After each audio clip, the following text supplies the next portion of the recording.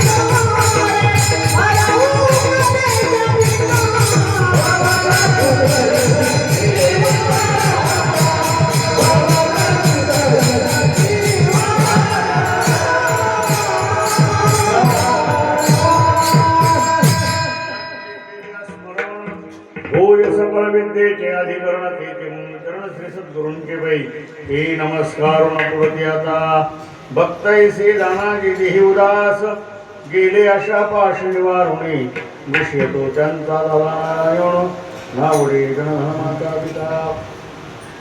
प्रस्तुत प्रसंगी प्रस्तुत स्थळी तिकीट काढले एका गाडीचं, लागली दुसरीच, पण आता जी लागली तिच्यात बसून जाणं भाग आहे. सगळे बर्फीच्या आशाने आले आणि नशिबी बेसन मिळालं. असं कीर्तन सेवेकरता निवडलेला अभंग संत शिरोमणी जगद्गुरु तुकोबाराय यांचा 4 चरणाचा आणि भक्त कसा असावा त्याचं यथार्थ वर्णन करणारा. बरं, भक्त कसा असावा हे तर सांगितलं, तर तो भक्त ज्या प्रकारचा आहे त्यामध्ये भगवंताचं त्याला सहकार्य काय, हे 2 स्वरूपाचं वर्णन यथार्थ तुकोबारायांनी अभंगामध्ये केलं. कसा भक्त असावा या अभंगाचा भावार्थ जर पाहायचा ठरला, सरळ सरळ, जे देही उदास, देहावर उदास असावा. नुसतं देहच सांगितलं नाही, देहावर त्याचं तादात्म्य नसावं. धावत्या विगेमध्ये आपण पाहणार आहोत. जे देही उदास गेले आशा पाश निवारुणे, आशाही नसावी त्याला. भक्त कसा असावा त्याची लक्षणं सांगितले. देहावर उदास असावा, त्याला आशा नसावी, तो कुठल्या पाशे बंधनामध्ये नसावा. बरं, एवढ्यात राहिलं का? विषय तो त्यांचा झाला नारायण, त्यांचा एकच विषय असावा नारायण, भगवंत भक्त. कारण त्याला हेही आवडू नये काय, नावडे जन धन माता पिता. जन आणि धन, माता पिता, देहावरची आसक्ती, हे सगळं त्यांनी टाकलेलं असावं. आणि अशा भक्ताच्या मागं पुढं आणि भगवान परमात्मा उभा राहतो. असं या अभंगाचा सरळ सरळ भावार्थ जर पाहिला तर कीर्तनाला जय विठ्ठल करायला काही हरकत. आणि आता कीर्तन किम निमित्ताने आहे. सालाबाद प्रमाणे चालत आलेला हा अखंड हरिनाम सप्ताह आणि ज्या थोरांचं मोठ्यांचं ज्यांचं प्रातस्मरणीय स्मरण करावं असे तुकाराम बुवा यांच्या मार्गदर्शनाखाली नाही, आशीर्वादाने प्रेरणेने चाललेला असलेला हा सप्ताह. या सप्ताहामध्ये ज्यांच्या मुखारविंदातून अतिशय अमृतवाणीने आपण श्रीमद भागवत कथा जी श्रवण करतात असे परम आदरणीय पूजनीय हरिभक्तवराय रामकृष्ण महाराज अंबुसकर, तर ज्यांच्या मुखारविंदातून आपण श्रीमद भागवत कथा श्रवण करत आहात. आणि गावामध्ये नवीन असल्यामुळं बऱ्याचशा लोकांचा परिचय नाही, पण असंही म्हणता येत नाही, कारण या ठिकाणचं जे भजनी मंडळ आहे, या भजनी मंडळाचा माझा चांगल्यापैकी संबंध आहे. कारण शेगावमध्ये जेव्हा उत्सव होतो माझा, ज्ञानेश्वरीचा असेल, हनुमान जयंतीचा असेल किंवा देवीचं नवरात्र असेल, त्यावेळेस मिरवणुकीसाठी इथलंच टाळकरी मंडळ असतं. अतिशय उत्कृष्ट रंग भरतात. आणि त्याचप्रमाणे उत्तम अशी मृदुंग वादक आणि ज्यांच्या कीर्तनाला शोभतील असे सगळे गायनाचे आहेत. ते म्हणजे ज्यांचं कीर्तन आज होतं ते, त्यांच्या कीर्तनाला शोभणारी सगळी गायक मंडळी आहे. आमच्यासारख्याला कोणी असलं चालतंय, चाललं बायला चाललं, कुंजावर माती घाल, पण ही सगळी गाण गोकळा मंडळी पाहून मीच ठस झालो, आता काय करावं इथं. परंतु असो, आपल्या नियोजित वेळेमध्ये जसं जसं मला सद्गुरु धुंडा महाराजांच्या कृपेने जे काही सांगण्याचं योग किंबहुना ते जशी जशी बुद्धी देतील तसं तसं मांडण्याचा प्रयत्न करू.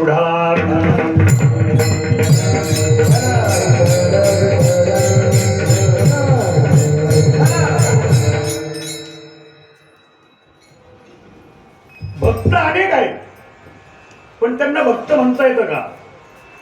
आता भक्त कसा असावा, भक्ताची लक्षणं काय असावी? भक्त कोणाला म्हणायचं? जो रोज देवळात जातो आणि पाया पडून येतो त्याला भक्त म्हणता येईल का? ज्याला घरात कोणी झोपू देत नाही म्हणून मंदिरात झोपायला त्याला भक्त म्हणता येतील का? सगळे म्हणतील आमचा म्हातारा धार्मिक आहे. का? तो म्हणजे मंदिरात झोपतो. त्याला घरात जागा नाही म्हणून मंदिरात झोपतो, याचा अर्थ तो भक्त नाही. असो, बाह्यांगाने नटला वरी भगवा झाला नामे, अंतरी वश केला कामे, त्यासी म्हणून हे साधू ढगी विटंपणा बाजू. वर सगळा भगवा झालाय, हो, बाह्यांगाने नटलेला आहे, पण अंतरंगाने जर नटलेला नसेल, अंतरंगाने एकरूप झालेला नसेल, तर तोही भक्त होऊ शकत नाही. आणि भक्ताचं पहिलं लक्षण सांगत असताना सांगितलं जे देही उदास. मग देहावर उदास असावं. देहावर उदास असणं म्हणजे पहिलं काय का देहाचं तादात्म्य सोडावं, देह माझा नाहीच. देहावर उदास असणं म्हणजे काय? देह माझा नाही. पण आपण काय करतो? देह माझा, आणि देहाकरता चांगले कपडे, देहाकरता चांगले चांगले साबण, देहाकरता चांगल्या चांगल्या शॅम्पू, आणि देहाकरता चांगलं चांगलं नटणं. म्हणजे आपण देहावरती आसक्ती निर्माण केलेली आहे. देहाची आसक्ती झाल्यामुळं देहाच्या सौंदर्यामध्ये, नटवण्यामध्ये आपण गुंतून घेऊ. मग देहावर जर आपलं एवढं प्रेम आहे, तो देह हा उसना आणला पाचाचा. हा उसना आणलेला आहे, पण या मला कळल तेव्हा. पंचमहाभूताचा उसना आणलेला हा देह आहे. मग याला आपलं म्हणण्यात काय अर्थ आहे? हा आपला नाहीच. महाराज, परमात्म्याच्या प्राप्ती करता 3 गोष्टी आवश्यक आहे, किंवा त्रिपुटी सांगितलेली आहे. काय त्रिपुटी सांगितली? जसं गणितामध्ये आपण पाहिलं भाज्य, भाजक आणि भागाकार, तसं परमार्थामध्ये साध्य, साधक आणि साधन. मग साधन काय आहे? देह आहे. मग आपला आहे का? नाही. बर, साधन देह आहे, साधक जीव आहे. साधक जीव आहे आणि साध्य परमात्मा. विठाला विठाला.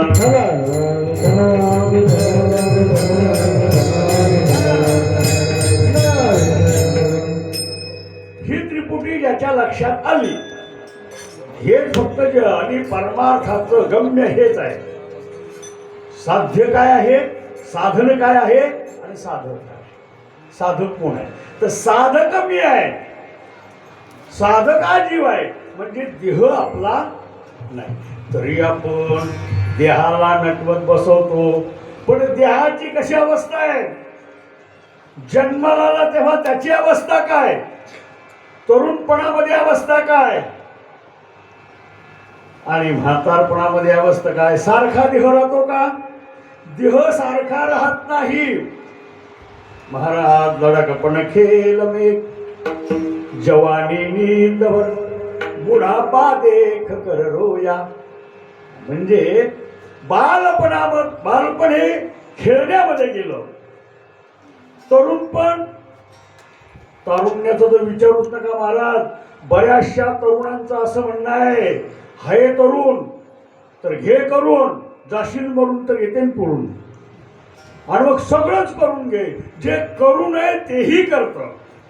आणि मग म्हातारपणामध्ये म्हणतं, म्हातारपणामध्ये सगळं खाऊन पिऊन मोकळा झाला आणि मग देवाची आवड, मग देवाकडे यायचं. महाराज ह्या देहाच्या 3 अवस्था सांगितलेल्या आहेत. पण देहाच्या 3 अवस्था सांगत असताना देह कितीही अवस्थेत गेला तरी आपला नाही, आणि 3ही अवस्थेत घेतली केली भगवंताची भक्ती ही आपली. म्हणून देहावर उदास असावं.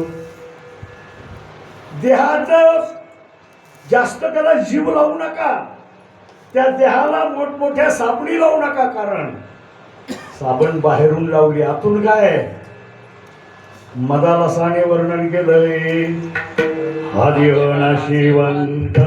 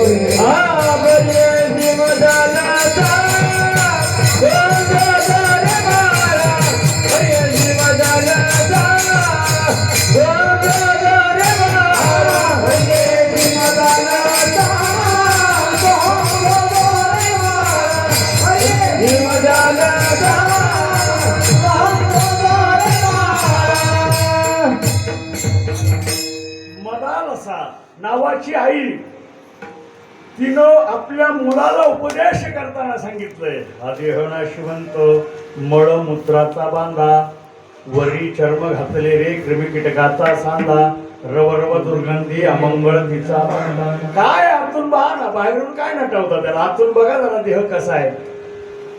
खरं सांगू महाराज, सगळ्या प्राण्यांचा उपयोग आहे काही ना काही. माणसाच्या देहाचा काय उपयोग आहे का? काही उपयोग नाही. तरी म्हणतंय माझ्यासारखं मीच. अहो त्या आईनं त्या बाळाला पाळण्यामध्ये उपदेश करावा. पुत्रा देहाचा न धरी भरवसा, किंवा हा देह नाशिवंत. ती आई देवाची आई बाळाला उपदेश करताना देह आपला नाही, मळमूत्राचा बांधाय सांगते.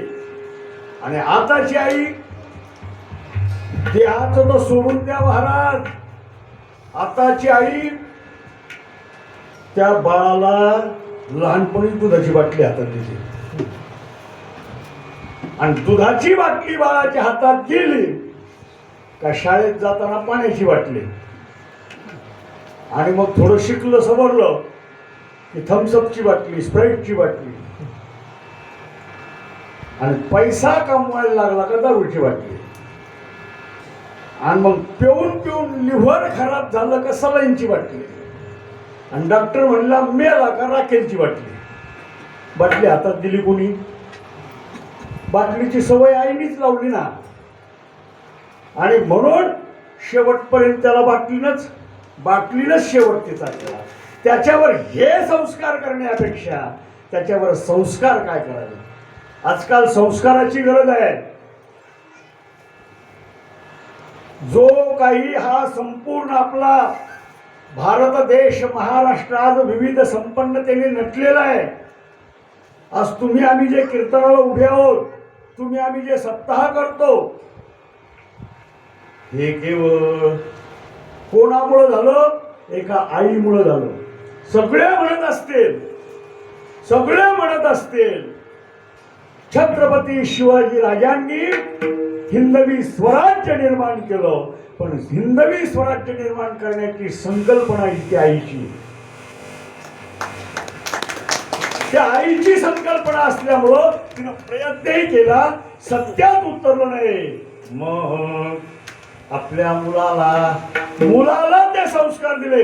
मला सांगायला वेळ नाही कसे संस्कार दिले. अहो बाप, प्रत्यक्ष जिजाऊंचा बाप आणि शहाजी राजांना कैद करायला ज्यावेळेस येतात त्यावेळेस शहाजी राजे आई साहेबांना सांगतात, जिजाऊ साहेबांना, तुमचे वडील आम्हाला कैद करायला आले, काय करायचं? त्यावेळी जिजाऊ साहेबांनी सांगितलं, मला फक्त आणि फक्त तुमचा पोशाख द्या. पोशाख केला. घोड्यावर बसल्या, गरोदर होत्या, बाळ होतं, त्या बाळाला सांगितलं की बाळा, तुझी आई तुला गर्भातच घोडदौड करायचं शिकवते, कारण तुला आयुष्यभर अशीच घोडदौड करावी लागणार आहे. गर्भावर संस्कार दिले. आणि गर्भावर संस्कार कोणते असावेत? गरोदर असताना आपण जे पाहू तसंच फळ पुढे मिळतं महाराज. म्हणून आपण काय करावं गरोदरपणामध्ये? गरोदरपणामध्ये त्या गर्भावर, आणि शास्त्राने 16 संस्कार जीवावर सांगितलेले. 16 संस्कार. 16 संस्कारामध्ये एक गर्भसंस्कार आहे. आणि त्या गर्भावर संस्कार करत असताना ज्ञानेश्वरी वाचावी, भागवत वाचावं, ऐकावं. आम्ही मालिका पाहून आम्ही जसं पाहिलं तसे पोरं घडवले. सांगत होतो त्या माऊलीनं, त्या मदालसानं बाळाला उपदेश केला, देह नाशिवंत आहे. देह चांगला नाही, पण देह चांगला आहे, फक्त एका कामाकरता चांगला आहे. काय येणे साधती साधने, तुटती भवाची बस येणे. येणे म्हणजे या देहाने, या देहाचा तेवढाच एक उपाय आहे. म्हणून देह आपला नाही या दृष्टिकोनातून उदास असावं. त्याचं उदाहरण पाहिलं तर श्रीमद भागवत कथेमध्ये आपल्याला महाराजांच्या तोंडून ऐकायला मिळालंच असेल, किंबहुना मिळेल. हिरण्यकश्यपूचा मुलगा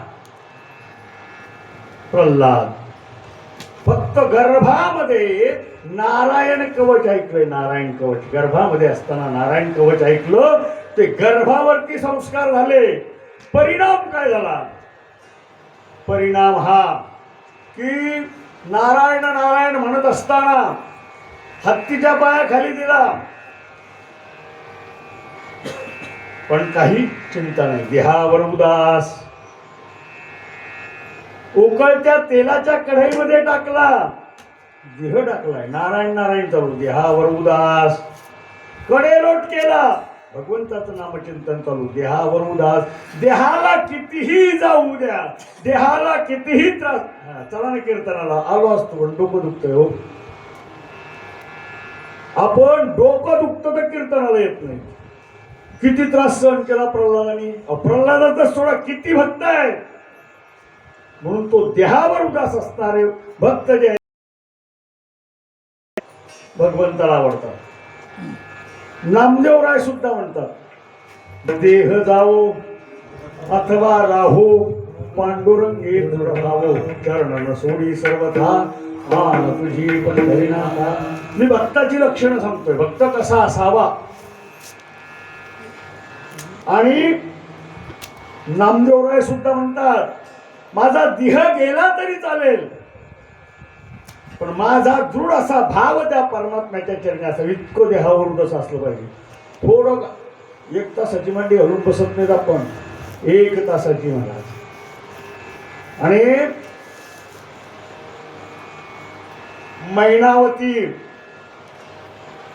मैनावतीला जेव्हा अंतरिक्ष नारायणाचा अवतार जालिंद्रनाथ, अंतरिक्ष नारायणाचा अवतार जालिंद्रनाथ, मैनावतीला जेव्हा जालिंद्रनाथाला गुरु करून घ्यायचं होतं, 6 महिने जात होते, पण दगडच मारायचे फेकून. कितीही दगडांनी आघात होऊ द्या, रक्त निघत होतं सगळ्या शरीरातून, पण गुरु केल्याशिवाय राहणार नाही.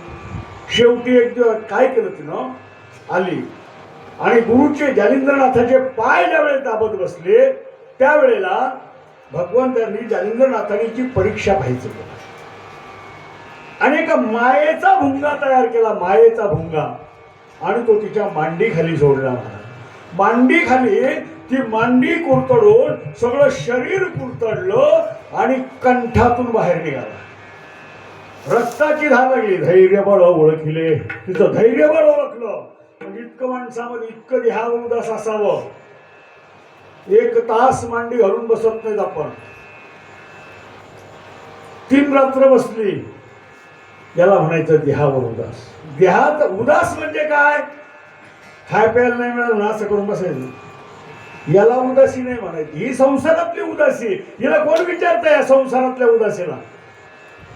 या संसारातल्या उदासीला कोणीही विचारत नाही.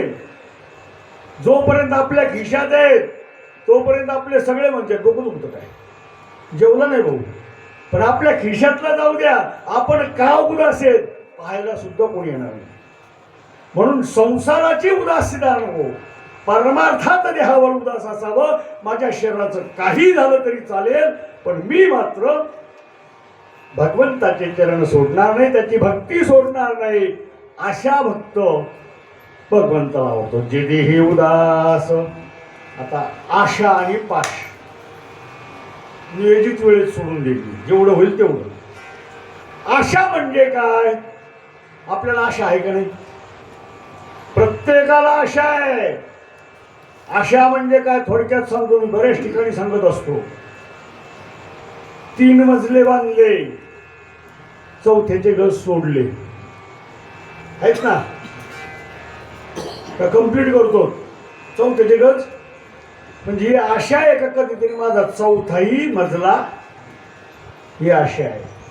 मग आपल्याला जर घराचं 4था मजलाची आशा सुटत नाही तर देहाची आशा काय सुटणार आहे? देहाची आशा सुटेल का? देहाची आशा सुटणार नाही. आपण आशेमध्ये गुंतलोय. मग आपल्या आशा काय काय आहेत? जावई चांगला भेटावा, सून चांगली मिळावी, नातू चांगला व्हावा, पोरगा नोकरीला लागावा, सोयाबीन लय व्हावं, शेजाऱ्याचंही मलाच मिळावं, ही आशा आहे. पण ही आशा किती काळापर्यंत? आशेमध्ये काय होतं? आशा जड भरत राजा हरणी गर्भा गेला. महाराज आशा, त्याची आशा, इच्छा, मनशा, कामना, वासना त्या हरणामध्ये गुंतली होती. परिणाम काय? दिवसभर परमार्थ करत होता राजा जड भरत. राजा जड भरता इतकं नामचिंतन कोणी करत नव्हतं. पण जसा जसा हरणीमध्ये जीव गुंतला तसं तसं नामचिंतन कमी झालं आणि शेवटी वाटायला लागलं मी गेल्यावर हरणाचं काय होईल. तू जा, आपलंही तसंच आहे, मी गेल्यावर घराचं काय होईल. आपली भानगड कशी आहे? गाडी खाली कुत्रं चालतं, पण याला वाटतं, त्या कुत्र्याला वाटतं गाडी मी ओढतो. कुत्रं गाडी ओढत नाही, बैल गाडी ओढतात. तसं आपलं झालंय, घर मी चालवतो, पण घर अरे चालवणारा तो आहे. तुझ्या सत्तेने सूर्यासे चालणे तुझी एवढे दे कवी आई कवी ऐकणार. किंवा म्या बोलविल्या विडू बोले, म्या चालविल्या सुरे चाले, म्या हलविल्या प्राण हले जो जगात. त्याची सत्ता आहे सगळे. त्याच्या सत्तेशिवाय आपण श्वासही घेऊ शकत नाही. आणि तरी आपण म्हणतो माझ्याशिवाय काही होत नाही. महाराज, म्हणून माणसाला आशा लागते. मरावं कोणाला वाटतं का?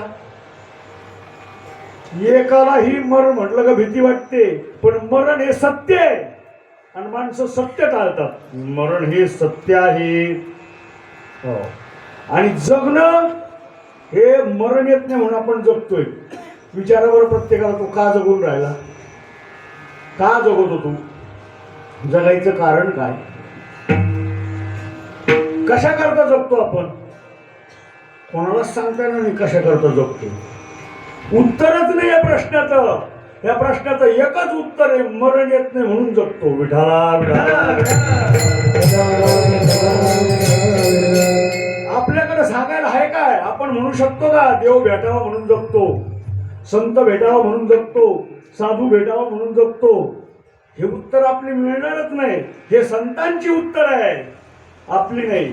आपल्याला सांगताच येणार नाही म्हणून आपलं उत्तर अद्ययावत आहे. गर्भात आहे आपलं उत्तर. का आपलं उत्तर गर्भामध्ये असं आहे, मला मरण येत नाही म्हणून मी जगतो. आपल्या जगण्याला अर्थ नाही, माणसाने जगावं. हो, पण असं जगावं.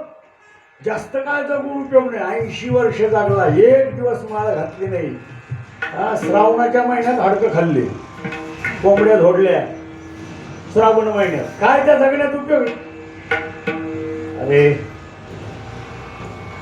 म्हणून सावध करतात साधू आणि संत. संत म्हणतात आता उघडी डोळे, जरी अद्यापी नकळे, मातेची या खोळे, दगड आला पोटाशी. ज्याने डोळेच उघडले नाही अजून सुद्धा, मग आमचे काय झाकलेले आहेत का? या डोळ्याचा उपयोग नाही. आपण कसे आहेत? आपण बाह्य रूपाने जागे आहोत, अंतरंगाने बोल बोलता बोल बोले, बाहेर जागे आत निरले, कैसे घरात घरकुल केले, नेनो अंधारणा उजळले गा, वासुदेव करीतो फेरा, वाडियात बाहेर दारा, कोणी काहीतरी दान पुण्य करा, द्याल तरी जातो माघारा गा, वासुदेव करीतो फेरा. आपण कसे बोल बोलत बोला बोले आणि बाहेर जागे आत निजलेले. आपण आतून झोपलेलो आहे, आपण आतून जागे नाही. आतून जागे राहणे म्हणजे ज्ञानदृष्टी. प्रत्येकाला दोन नजरा आहेत, दोन दृष्ट्या आहेत. एक चर्मचक्षु आहे आणि एक ज्ञानचक्षु आहे. आपण जागे आहे चर्मचक्षुने, आणि चर्मचक्षु केव्हाही आशा. हो, चर्मचक्षुला आशा आहे. कशी आशा आहे? तिचे 1500 आले, माझे नाही आले, आशा आहे. त्याला भेटलो, मला नाही भेटलो, आशा आहे. पण या आशेमध्ये जो गुंतत नाही, म्हणजे संसार ज्याने, वाहू हा संसार, ज्याने संसारच देवापायी ठेवून दिलाय, त्याला कशाचीच आशा नाही. हो, त्याच्याविषयी एक उदाहरण जर द्यायचं, आणि जीव संतांचा कसा गुंतत नाही महाराज. चोखोबरायाची पत्नी गरोदर असताना, सगळ्याला इतिहास माहिती आहे, गरोदर असताना चोखोबरायाच्या पत्नीने सांगितलं चोखोबरायांना की तुम्ही एक काम करा, आमच्या नणंदबाईला बोलून घ्या.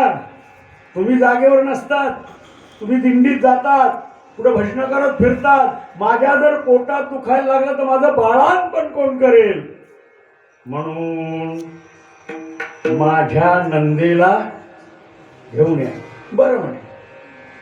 आता बरं म्हटले आणि ते भजनाच्या नादात विसरून गेले, आणि विसरल्यानंतर तिकडून आली दिंडी. ती चालली पंढरपूरला. चोखोबाराय शिरले ना दिंडीत. काही आहे का पाठीमागं? काही आशा नाही, पाश नाही, सोडून दिलं देवावर सगळं गेले. आता संकट पडलं देवाला, हा तर माझ्या नावामध्ये रंगलेला आहे आणि याच्या बायकोचं तर बाळांपण करावं लागतं. मग भगवान स्वतः नंदेचं रूप घेतलं आणि चोखोबरायांच्या भगवाची बहिणा झाला चार काया, चोखोबाची बहिणा झाला चार काया, चोखोबाची बहिणा झाला चार काया,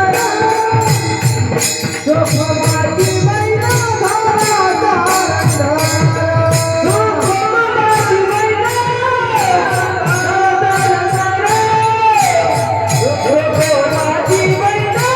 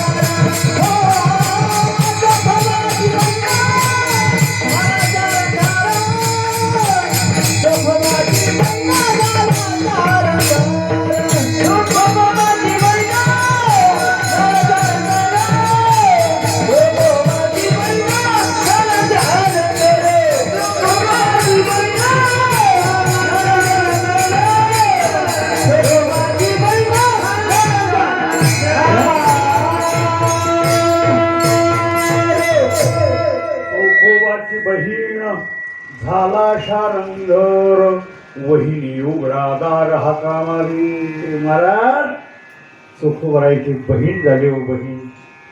तो परमात्मा नुसती बहीण झाली नाही, तिथं आले दारावर थाप मारली वहिनी मी आले. इकडं नंदीला काहीच माहित नाही, पण ते आले. बरं नुसते आले नाही, काय करावं लागलं मला. बाळांपण करणं म्हणजे काय सोपं का नाही का. आणि बाळांपणात काय नाही करावं लागलं, ते सगळे काम त्या परमात्म्याने केले का. वाहू हा संसार देवापायी, त्याच्या पायी संसार वाहून दिला. आणि आपण मोकळे धरून कशात गुंतून ठेवायचं नाही म्हणून. नाहीतर मग शेजारी म्हणते चलती का पंढरपूरला, ही म्हणते आलेच आणि निघाले गेली विशीपर्यंत. आणि आली मागं आणि सुनाला सांगते ऐक गे सुन बाई, माझा हातीचा कलवडू मी आल्या वाचून नको फोडू. भिक्षुकाल या घरा सांग गेली पंढरपुरा, आवा चालली पंढरपुरा विशी पासून आली घरा. अशा पंढरीला जाण्यात काय अर्थ आहे का. लक्ष सगळं घरामध्ये ठेवायचं. आशा सगळी घरामध्ये गुंतलेली आहे, ते पंढरपूर घडत नाही. म्हणून आशा, आणि आशा इतकी माणसाची वाईट आहे. आशेमध्ये सगळ्या गोष्टी झाल्यात. मासा कशामुळे जातो, ते 5 विषय जे सांगितले ना, तर रूप रस गंध स्पर्श, याच्यामध्ये मासा जो गेलेला आहे ना, मासा हा केवळ आशेने गेलेला आहे. गिळता त्यांनी जो गळाला मासा पीठ लावलं आणि पीठ लावून गळ पाण्यामध्ये टाकला, तर ते पीठ खायला मिळेल या आशेनं मासा ते पीठ असं खायला जातं. आणि तो माशाचा आकडा जो आहे, तो गळाचा आकडा माशाच्या तोंडामध्ये, आणि घात झाला. आशेनं घात होतो. म्हणून माणसाने आशा करण्यात अर्थ नाही. सर्व सुखाची आशा जन्म क्षण एक मुक्ती यज्ञ नाही. प्रमाण भरपूर आहे पण आपल्याकडे वेळ कमी. तर सर्व सुख सुख सुख सुख सुख. बरं मला सांग, आता प्रपंच सगळे म्हणते दुःख बांधवडी आहे, सुखाचा विचार नाही कोठे. पण प्रपंच हा सुख आणि दुःख मिश्रित आहे. कसा मिश्रित आहे. बायकोनी गरम पोळी करून जेवायला दिलं, हे की नाही, गरम गरम पोळी ताटात आली, सुख आहे. पण खाऊस तर किटकिट केली, ताटात पोळी आली सुरू झाली. आता काय नसती दिली तर चालली असते. म्हणजे पोळी ताटात गरम येणं, गरम स्वयंपाक ताटामध्ये जेवायला येणं हे सुख आहे. पण खाताना बायकोनी किरकिर करणं, ते नीट अंगाला लागू न देणं हे दुःख आहे. म्हणून सुख आणि दुःख मिश्रित असा असणारा हा संसार. आणि त्याच्यात आपला आशामध्ये जन्म गेला काय, तो कुठंतरी मला सुख मिळेल, कुठंतरी मला सुख मिळेल. परंतु सुख हे, म्हणून सुखाचा त्यागच करायचा, त्या आशेचाच त्याग करायचा. आणि ज्या संतांनी त्या आशेचा त्याग केला ते संत मला आवडतात, ते भक्त मला आवडतात. आता गेले आशा. पाश म्हणजे बंधन. बंधनामध्ये गुणबंधन, कर्मबंधन, ज्ञानबंधन, वर्णबंधन, गंधबंधन, शुद्धबंधन, बंधनाचे प्रकार अनेक सांगितले. पण आपण काय करायचं, बंधनाचा तोडू, बंधनाचा फासा तोडू हे संत म्हणतात. आपण बंधनाचा फासा तोडत नाही. आपण म्हणतो 19चा झाला, कधी करता मला लग्न झाले की कोणी साऱ्या गावाचे पोर झाले, मी तसा जे आपण बंधनात. मी काय हक्काने बोलतो माहिती की, कारण मी केलेलंच नाही म्हणून एवढ्या जोरात मी बोलतो. मी केलेलं नाही म्हणून लग्नावाल्याला मी जोरात बोलत असतो. कारण लग्न करायला माणसाला मी बऱ्याच वेळा सांगतो, वाघाचं काळीज लागतं. वाघाचं सशाच्या काळजाच्या माणसाला लग्न करून उपयोग नाही. ती का थोडी अंगावर वसकन आली ती दिवस सोडून द्यायची. आणि 2 केले तर त्याचं विचारूच नका, म्हणजे टायगर बॉम्बच म्हणायचा. त्याचे एवढं मोठं काळीज कोणाचंच नाही. पण आमचं काळीज सशाचं असल्यामुळे आम्ही काय त्या भानगडीत पडलो नाही. सांगायचं तात्पर्य असं की प्रत्येकाला वाटतं मी लग्न केलं म्हणजे मला सुख मिळेल. अरे ते पाश आहे, बंधन आहे. आता मोकळा फिरत होता, तुला कोणी विचारतं का की घरात काही राखेल आण का साखर आण का तांदूळ आण का गुळ आण, कोणी विचारतंय का? कोणी विचारत नाही. संध्यासारखा गावभर बोंबलो तिथं खायच्या वेळेला तर घरात येऊन बसवतो, खाल्लं का सट्ट झोपतो, सट्ट खातो सट झोपतो, संध्याकाळी उठून गावभर बोंबलो तिथं तो कोणी विचारायला. पण ती म्हणा लग्न केल्यावर ती झोपू देईल का? अरे ती अशीच झोपू देत नाही. आणि तिचं एक गणित वेगळंच असतं. नवीन निघालंय आता आता आता नवीन निघालंय. काय निघालं? सांगत येतो महा वेगळे निघा वेगळे निघून संसार बघा, सांगत येतो महा वेगळे निघा वेगळे निघून संसार बघा. हे फॅड आलंय आता. आणि कोणातून वेगळं निघायचं? पोरांनी मायबापातूनच. मायबापातून पोरं वेगळं निघून हे वेगळं ठेवू. परंतु आपल्याला विषयांतर करायचं नाही. हे लग्न म्हणजे बंधन आहे. आता अजून एक बंधन सांगतो, ज्ञानबंधन. गुरु करणं हे बंधन आहे, पण ते बंधन चांगलं आहे. मग बंधन चांगले कोणते आणि वाईट कोणते? कर्मबंधन वाईट आहे, ज्ञानबंधन चांगलं आहे. ज्ञानबंधन म्हणजे काय? की परमात्म्याच्या अथांग शक्तीचं यथार्थ रूपाचं दर्शन जे ज्ञान घडवतं ते ज्ञान पैगावरवे. जरी मणी अथि अनावे संता या भदावे सर्वस्वेसी तेथ ज्ञानाचा कुरठा. सेवा हा दारवंटा प्राशन करी सुबटा ओळंगुणी तनु म्हणू जीवे. तर पुरलेलं ते ज्ञान पाहिजे, बाकीचं ज्ञान माणसाला नको आहे. म्हणून पाशामध्ये ते जे संसारिक पाश आहे तो संसारिक पाश नको. पण संसाराचा पाश गेला, देहाचा सुद्धा पाश आहे. देहाचा पाश कसा आहे? जोरात मोटरसायकल चालवून एखादा जानवर आडवं येऊ द्या, मला लागल. जीवाला लागतंय का? जीवाला लागतच नाही, देहाला लागतो. माणसाला देहाला खूप मनुष्य जपतो. देहपाश झाला. कर्मपाश कुठल्या जन्माचं भोगून राहिलोय अशी भेटली आणि ती म्हणती मी होते म्हणून. दुसरी असती तर कधीच गेल्या.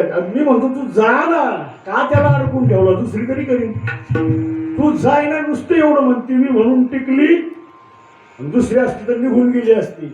माझं म्हणणं आहे तू जायच, त्यालाही विचारायला मोकळं कर, ते दुसरं करीन. मी नुसती म्हणते त्याला कर्मपाश, कर्माचा फेरा पाठीमागे लागलेला. तर असे अनेक पाश आहेत. त्या पाशामधून सुद्धा जीवाला मुक्त व्हावं लागतं. गेले अशा पाश निवारण, या तिन्हीतून तो निवारण केला. आणि काय करतोय सगळं? म्हणून अभंगाच्या पहिल्या चरणात हा भक्ताईचे दानम हो दे येऊ राजा. भक्ताईचे दानम हो दे येऊ राजा.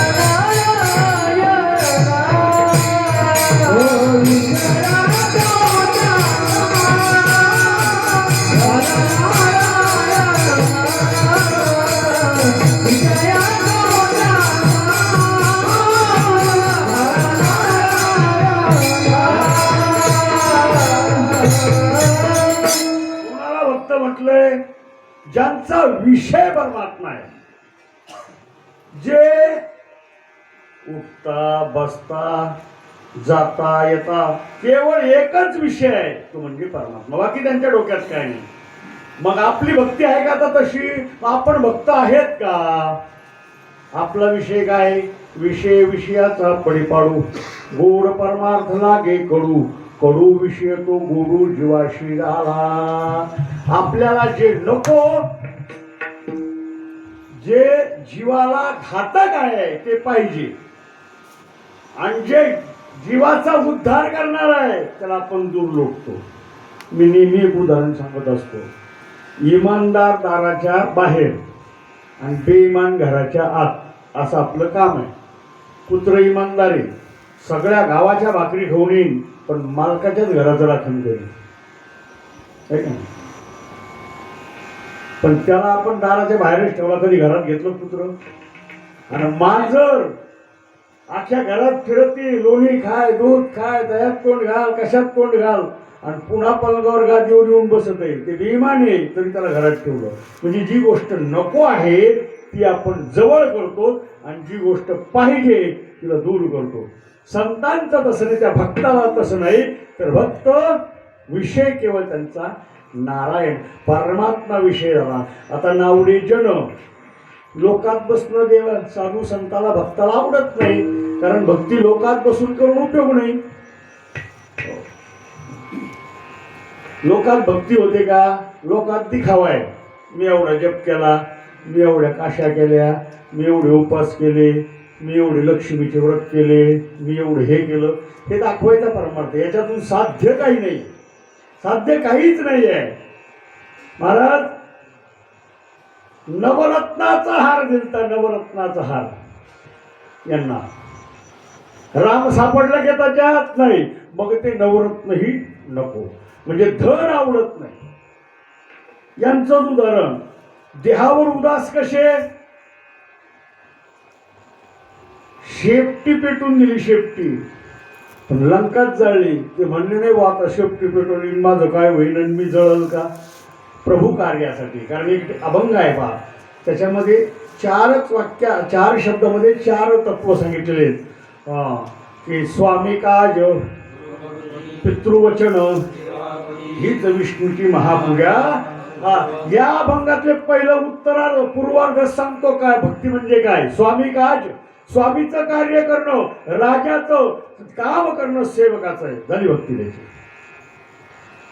स्वामी काज, गुरु भक्ती. आता राजा हे राम होते आणि सेवक हे हनुमंतराय होते. मग स्वामी करता सेफ्टी काय? सगळं शरीर जरी गेलं तरी चालेल, पण स्वामी कार्य करायचं, एकनिष्ठ स्वामीशी राहणं ही भक्ती. दुसरी विषय, नावडे जन. जन म्हणजे जन माणसामध्ये भक्ती भक्त करतच नाही. तो कोपर आहे, कधी माणसात जाऊन रामकृष्ण हरी म्हणले नाहीत, नवे कुठल्याच संतांनी नाही. म्हणून जनापासून लांब असणारे. कारण जन कसं आहे? जन हे सुखाचे अंतकाळीचे. जन सुखाचं आहे हे भक्ताला कळालेलं आहे, म्हणून जनामध्ये जाऊन उपयोग नाही. महाराज निवडणूक उभं करून देऊ, तुला काय करता? आम्ही आहेत ना, बरं आम्ही आहेच, आम्ही तुझ्या मागं 100%. त्यांनी हिशोब केला की 1300 लोकांचा वार्ड आहे, 750 माय मागे, आणि 1300 ते 750 माय मागे 70 नेलेले, म्हणजे आपण 100% यायलाच पाहिजे. राहिलं उभं, भरले पैसे, सगळं झालं, निकाल लागला 13 मतं. 750 गायब ना, 13च. यांनी 13 मोजले म्हणे आपल्या घरात विजेत, बाकी कोणी बाकी गायब. जन हे सुखाचे. फक्त मतदान उस्तर पार्ट्या करूच तर हे सोबत असते. आणि दुसरे गणित बरं का महाराज, जो उमेदवार निवडून येतो त्याला सगळ्यात आधी भेटायला ज्याने मतदान केलं नाही तोच जातो. वा वा वा वा, अभिनंदन. समजायचं यांनी मतदान केलेलं. हा, आणि ज्याने आपल्याला पाडलं तो पाडणाऱ्या उमेदवाराकडे जाऊन लोक नाही लागे हो, लोक चांगल्याला पुढे येऊ देत नाही. समजायचं यांनीच पहिली मतदान केलेलं नाही, जे पहिलं असं बोलायला लागले. नाव जन. म्हणून संतांनी भक्तांनी जन ओळखले आणि जन ओळखलं म्हणून जनाला लांब ठेवलं आणि फक्त भक्ती केली. नावडे जन आणि धनाचा तर विषयच नाही ना. देवट्या छत्री घोडे. आता इथे पंढरीराया मदगोविसी तुकोबारायांना छत्री घोडे रत्न सगळं पाठवलं, पण त्याच्यापासून दूर राहिले. त्याला भक्त म्हणावं मला. हो, 5 मिनिटात सेवा उरकणार आहे. सगळ्यांचं लक्ष घड्याळाकडे असणार आहे, पण मीच 5 मिनिटात वाचणार आहे. एकच दृष्टांत देऊन गोदावरीच्या तीराला वाळूमध्ये एक संत एक बैरागी त्याला सोन्याची मुदी दिसली. अंगठी ते म्हणे 2,30,000 भावे म्हणे. आता इथून घ्यावं का सोडून द्यावं? घ्यावं तर आपण संत आहेत, साधू आहेत, नाही घ्यावं तर एवढी मोठी वस्तू टाकून देतात का? त्याचा जीव त्याच्यामध्ये अडकला. आणि मग काय झालं? तेवढ्या ते धोबी आला परी. ए धोबी इकडे म्हणे. काय आज तुझं कल्याण करतो म्हणे. हे म्हणे नाही आपल्याला तर त्याला देऊ म्हणे. काय नमस्कार? अरे नमस्कार राहू दे बाजूला, आज तुझं कल्याणच करायचं. सांगा म्हणे काय कल्याण आहे? या अंगठी घे तुला. धोब्याने त्या अंगठीकडे पाहिलं आणि त्या साधू महात्म्याकडे पाहिलं. म्हणे तुम्ही किती दिवस झाले हिला पाहता? म्हणे 2 तासापासून ऊन उभा आहे. म्हणे मी 3 दिवस झाले बघतोय. माझी नाही तर घेऊ कशाला? कळलं का दृष्टांत? ती जर माझी नाही तर मी घेऊ कशाला? मग जी वस्तू आपली नाही तिच्यावर आपण का डोळा ठेवावा? आणि त्याच्या आपलं काय नाही, धन आपलं नाही. धन कोणाचं आहे? कुबेराचं आहे. हा, म्हणून धन आपलं नाही तर त्याच्या मागे पडायचं. हे संतांना कळेल. नावडे जन धन. आता माता पिताचा विषय आला. तिथं माता पिता आवडत नाही म्हणजे आई वडिलांना वृद्धाश्रमात टाका असं नाहीये. लोक म्हणते हेले भारी सांगितलं कडे आई बाप आवडत नाही. नावडे जन धन माता पिताचा विषय आला. पण माता पिता आता नावडे म्हणजे कर्तव्य सगळं करायचं, कर्तव्याला चुकायचं नाही. किती एकर जमीन घेतली? 10 एकर. किती ट्रॅक्टर घेतले? 4. जेसीबी किती घेतले? 9. पण हे सगळं आपल्या काळात बरं का. बापाच्या काळात काही नव्हतं. बापाला काय येतं? बापाने काही नाही, हे सगळं मी केलं. महाराज हे सगळं जरी तू केलं, पण हे सगळं करायला तुला कोणी निर्माण केलं? हे तुझ्यामुळे हे सगळं 10 एकर झालं, पण तू कोणामुळे झाला? तूच जर नसतं तर 10 एकरांची सिमेंट ट्रॅक्टरला आग लावायची का? नावडे जनधन माता पिता. माता पित्यांची सेवा करावी, परंतु माता पित्यांना देव स्वरूप मानावं. आई वडील मानून नाही, देव स्वरूप. हे देवच आहेत माझे अशी आई वडील. आई वडिलांना माता पिता म्हणूच नाही, देव म्हणावं. पुंडलिके काय केले? परब्रह्म. हा, पुंडलिक रायाने काही वक्तव्य आई वडिलांची सेवा केली. पुंडलिक रायाच्या प्रमाणे आई वडिलांची सेवा करावी, आई वडिलांना देव मानावं. आणि मग हे जे भक्त आहेत नावडे जनधन माता पिता, विषय तो त्यांचा झाला. नारायण नावडे जनधन माता पिता. निर्वाण गोविंदा सीमागे पुढे काही तुझाकडे पडून दिली. महाराज पांडुर अशी आहे की भगवंतावर सगळा भार वाहून दिला. देवाचं जर आपण भक्ती केली तर एकदा नारदाने विष्णू भगवंताला प्रश्न विचारला, देवा तुम्ही कुठं असतात? त्यावेळेस नारदाने उत्तर दिलं, नाहम वसामि वैकुंठे योगिनां हृदयेरौ मद्भक्त्या यत्र गायन्ते तत्र तिष्ठामि नारदा. नारदा मी कुठं असतो सांगतो. मी योग्यांच्या हृदयात नाही, मी वैकुंठात नाही. जे ते वाणी मी असतो कुठं? मद्भक्त्या यत्र गायन्ते तत्र तिष्ठामि नारदा. माझे भक्त गाती जेथे नारदा मी उभा तेथे. जे माझी भक्ती करतात त्यांच्याजवळ मी असतो आणि त्यालाच भक्त म्हणायचं. एवढं बारखोबा.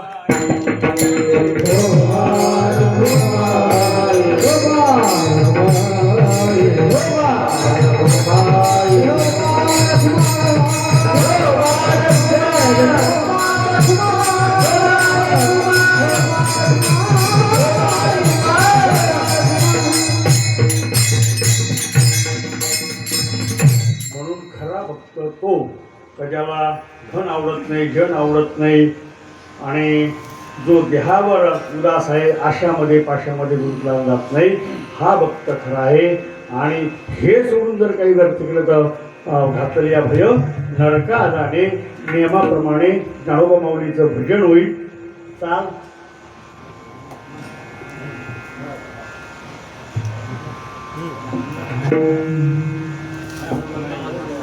तुका मारता त्या कर्म व्हावे जाय तुका मारता त्या कर्म व्हावे जाय तुका मारता त्या कर्म व्हावे जाय तुका मारता त्या कर्म व्हावे जाय हातरिया